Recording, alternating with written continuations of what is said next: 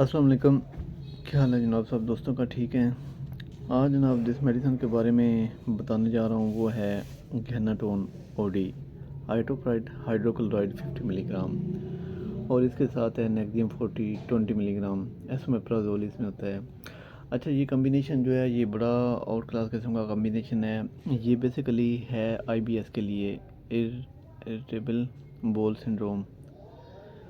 جو چھوٹی انتڑی سے غذا اوپر واپس آتی ہے نا کھانا کھانے کے بعد، آپ کو لگتا ہے کہ ساری غذا جو ہے واپس گلے کی طرف آ رہی ہے، کھٹے ڈکار آتے ہیں، گیس بن جاتی ہے، وومٹنگ ہو جاتی ہے اس پرابلم میں یہ بڑا زبردست قسم کا اس کا رزلٹ ہے۔ تو آپ کھانے میں غذا اچھی کھائیں اور کم کھائیں۔ اس میڈیسن کو صبح شام استعمال کریں۔ آپ ایک کیپسول اور ایک گولی صبح کھائیں اور پھر شام کھائیں۔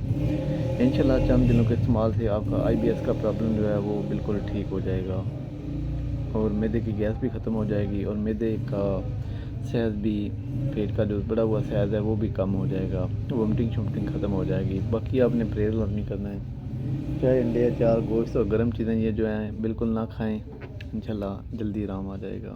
اللہ حافظ۔